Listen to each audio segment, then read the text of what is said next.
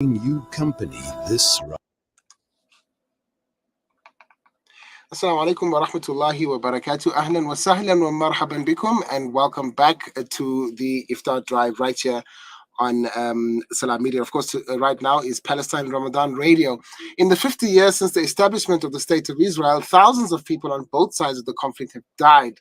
Now, many others have been injured, and the resultant trauma has led to high levels of anxiety, panic attacks, and mental stress. Now, the Palestine Counseling Center was established in 1983 to provide professional and quality mental health to Palestinians in both Al-Quds and the West Bank. And for more on this, I'm joined by Director Rana Nashashibi, and Rana is a practicing therapist and mental health activist. Assalamu alaikum, Rana, and welcome to the show. Thank you. Assalamu alaikum wa Ramadan Kareem, and wish all your audiences enjoying Ramadan and being with the family and friends and loved ones. Alhamdulillah. Thank you very much for your time, and thank you for taking part in our Ramadan Palestine radio for the year 2022. Now, Rana, you are a practicing therapist and mental health activist, and you went overseas to study, and you came back, and eventually you became the director of the Palestine Counseling Center that was established in the 1980s. Can you tell us about your journey in this field of medicine or medical health, if you will? Yeah, well, I'm not a medical, I'm not a psychiatrist, so it's not in the medical field, but I'm in the psychology field. I'm a counseling therapist, and I work with adults mainly who come to seek psychological help. But to just rectify something, the Israeli occupation and colonialism of Palestine has been there for 74 years, Luqman, more than 50 years.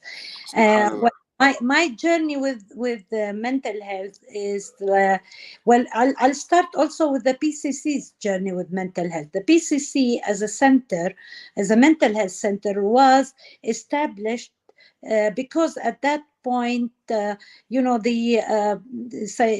psychiatry or psychiatric help was the way that people with psychological problems were treated, mostly biologically by psychiatrists, and very much the profession was based in the medical or the biological basis. Now, we or then the people who established the center believed that people living under distressful and stressful and in deep distress and occupation and a settler colonialist regime like Israel are people who are fighting against an overwhelming situation that is targeting their psyche, and not only their land and properties and their lives, but it is also targeting their psyche. And therefore, it was very important to not to pathologize the situation, the complaints that Palestinian people would have. It is considered as being a normal reaction to an abnormal situation. And the normal thing is not to be under occupation and not to be suffering from a settler colonialist regime like Israel. And if that was the case, then people would not be under stress and suffering from anxiety-related problems. So we are talking about a normal reaction to abnormal situation where people would people suffer from problems due to the context, due to the situation we're living in. And that was why the PCC was started.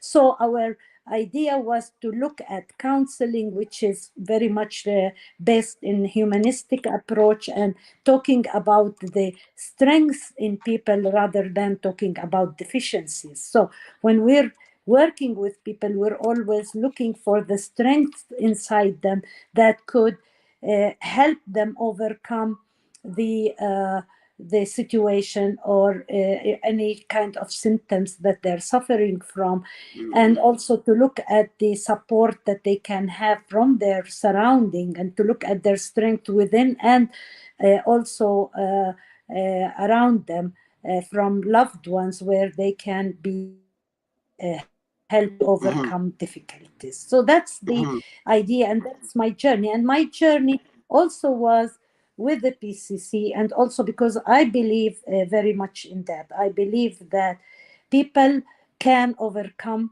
They have the abilities, they have the strength. They need sometimes just someone to help them go through that journey. And we as therapists see ourselves as people who help in that journey of people overcoming their difficulties. Rana, we want to talk about the the mental health challenges that Palestinians under the occupation are suffering from. We want to focus on that a little bit more now. What are some of the symptoms or some of the cases that you see that come to the Palestine Counseling Center? Is it more about anxiety? Is it more about nervousness? What are the main ailments or mental health or mental stresses that Palestinian people undergo through the as a result of the occupation? You know, as I believe that parallel to the traditional warfare that the Israeli occupation has on us Palestinian, it has a psychological. It actually is leading a psychological warfare against us, and the goal of this psychological warfare is to get us to a situation of helplessness, and to take away and debilitation, and take away our strength, because we are people who have a cause and we believe in this cause, and because that belief gives us strength. And as long as we have that strength, we will continue in our fight, we will continue in our resistance against the occupation and against the settler colonialist regime. And therefore, Israel targets the psyche. And this is systematic. It's not just sporadic. It's very much systematic. And therefore, if you look at every aspect of our life, whether you're talking about targeted assassinations of children and adults. 2 days ago, two Palestinian women who were bystanders were killed, one in Hussan and one in Hebron, in Al Khalil. And the women, one of them is a 50-year-old woman who have 6 children. She's a widower. And she is she's a widow, and she is taking care of her children, and she was killed in cold blood. She was just murdered. And this is the kind of life that we live in. We don't know, we cannot have any control over our lives. We cannot actually guarantee our safety. And there is a lot of instability, there is a lot of lack of predictability in our life. Of course, this is very taxing. This is a big burden on the psyche. You look at the checkpoint, and the checkpoints are not done for any security reasons. They are done to say that you Palestinians do not have control, and we can control you. So we go through mazes, we go through a system of like behavioral modification. We like you to act this way, and so we put up these checkpoints, we put up these roadblocks in order to tell you this is what you can do and this is what you cannot do. And if you do something outside that regulatory system, then your life is in danger. So the main idea there is that we regulate your life. Now, as a psychologist, as a therapist, we tend not to generalize, because not everyone take this type of stress and these difficulties in the same way. And not all of us Palestinians are living and enduring the same hardships. There is more hardship now, for example, in Jenin, where everybody's life is in danger. The Israeli army is there, and it's actually attacking people. And the young boy, 16 years old, who was selling things in his camp, was killed again in cold blood. In Gaza, the life is very harsh. They are living in a prison situation. In Jerusalem, we are systematically targeted. We in the Palestinian Counseling Center all the time help people who suffer from home demolition, whose children are incarcerated. We have hundreds of children who are incarcerated on a daily basis. So we try to support them and support the families. Now, all these hardships, of course, brings all this anxiety-related difficulties. Some of it can take you to sometimes a feeling of hopelessness, and you feel depressed and that your life does not have meaning. But on the other hand, there are a lot of people whose deep belief in their cause and in their fight, even with the hardships, empower them and give them resilience. And therefore, you don't see that symptoms, showing now. But I'm not saying that they are not with symptoms, but because we believe that our struggle is long and we still have to go through, hardships, we hold our strength and we try our best to collect our power so that we do not collapse, and that we continue with our struggle, with our resistance. But there is a lot of people who have suffered from trauma. Again, like I said, you have people who have a house, they go in the morning to school, they come back, children, they don't find their house. Their house has been demolished even as they are in school. So in a period of 1-2 hours, you are homeless. Your whole life is completely destroyed. You have a child like Ahmad Manasra, whose court hearing was today. I just came back only half an hour from his hearing in Bir Saba. This child was accused by the Israelis of stabbing when he was less than 13 years old, and he actually did nothing. He was just there with his cousin, who was killed in front of him. His cousin was killed in front of him. He was beaten up. He actually suffered from brain injury because he was hit on the ground. He had a big blow on his head, and he was sentenced. Imagine, he was sentenced to 12 years old, and he was less than 13 years old, and they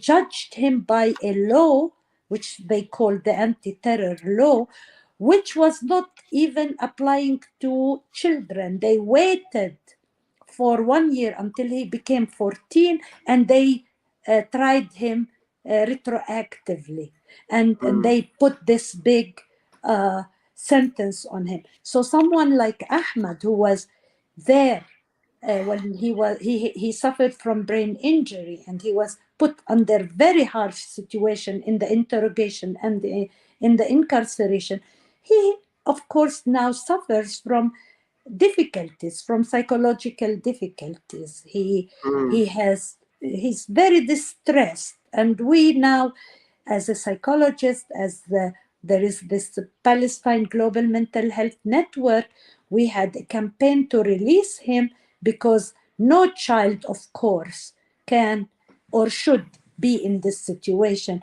But Ahmad should be released now because he needs to be taken care of psychologically, and he needs to be taken care of and contained by his family and his loved ones. Rana, thank you for giving us the context and also just taking our attention towards events that are happening today. But I must say that for people in South Africa, people around the world, and that are looking at the Palestinian resistance, most of us are very, very impressed by the incredible bravery that Palestinians show. Young boys picking up rocks, picking up stones, showing some resistance. And surely this must mean that they are mentally strong. But you say that it's not that simple, is it? No, it's not that simple, Lukman. And I think people in South Africa understand us very well, because you have lived for very long time under an apartheid regime, which was also targeting each and every one of you, I'm sure. And I've been to South Africa. I have to say I was lucky to be in South Africa, and to also be in touch with the people and hear about the experiences that people lived in this apartheid regime, and also to learn from the fight there, and the resilience, and your ability to be free. And we wish that we will be in the same situation Inshallah. soon, inshallah. But what Ameen. I'm saying is that the belief, the meaning of our life, the meaning of our cause, it is what gives us strength, Luqman. We believe that we are the people of this land. We believe that Palestine is ours, and we believe that we will overcome. And this belief gives us meaning, and this gives us power, and gives us the strength to continue and to be able to endure the hardships. Plus, we are, we are a community that, help each other. We have a sense of solidarity within the community. And that also is what gives people strength. There is the belief in the cause, there is the solidarity among each other, and also the belief that people who believe in the people of the free world, who believe in the rights and justice, are standing with us. All these elements are very important in our ability to stand and continue in our fight.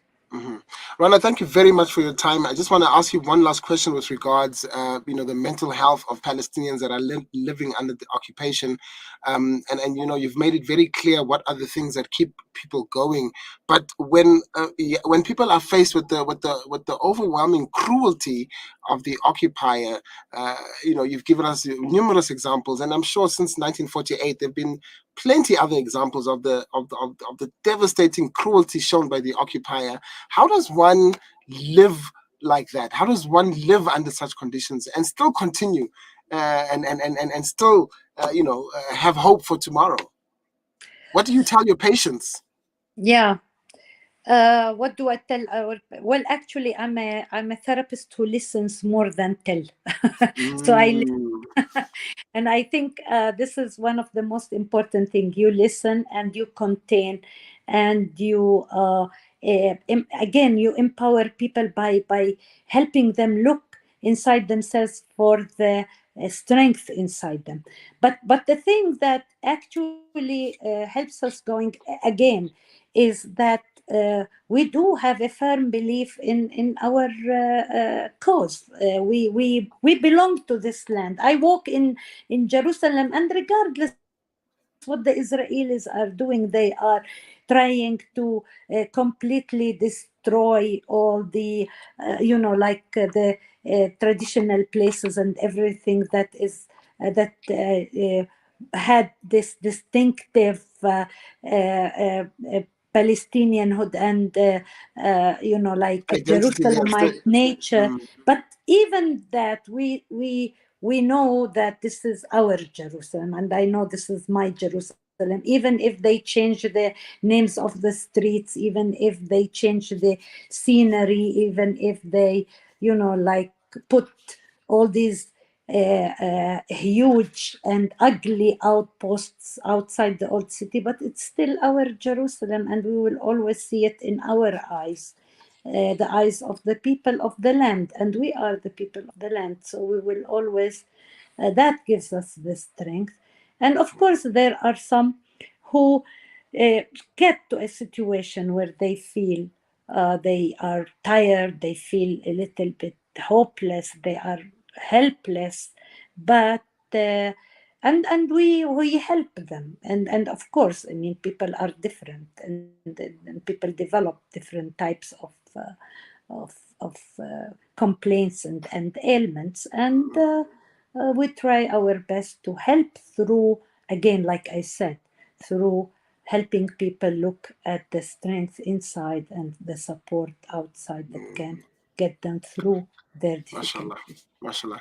Rana Nashashibi, thank you very much for your time. Jazakallah khair and assalamu alaikum wa rahmatullahi wa barakatuh. Please give our salams to everybody there in Al-Quds and tell them that we are standing with them as well and we want you to remain strong. Thank you, and please keep up the fight for Palestine and for Jerusalem, and also Ahmad Manasra. Please put him in your thoughts and work, because we want to work to release Ahmad Manasra. He needs our support and he needs our help. So, Ameen, ameen, ameen, ameen. Okay, assalamu alaikum wa rahmatullah. alaikum salam. Thank you. Bye bye. Thank you. Bye bye. That was Rana Nashashibi, rather. And Rana Nashashibi is a practicing therapist and mental health activist. And I think, she said that in her practice, she doesn't talk, she doesn't tell, she listens. And I think this is the one interview where I just had to listen, because my goodness, it is so inspiring listening to her talking about the fact that, the Palestinian people do not have that problem and of despondency. They simply have to look within themselves and find the strength to continue going and continue the resistance. And I think, if anything, that particular discussion is enough to lift your mood up. And of course, inshallah, you can catch the podcast of that particular interview, if you just caught the tail end of it, on our social media platforms. Bringing our time to 25 minutes after 5. Coming up is the spiritual hour with Molana Yunus Kawanga. Stay tuned.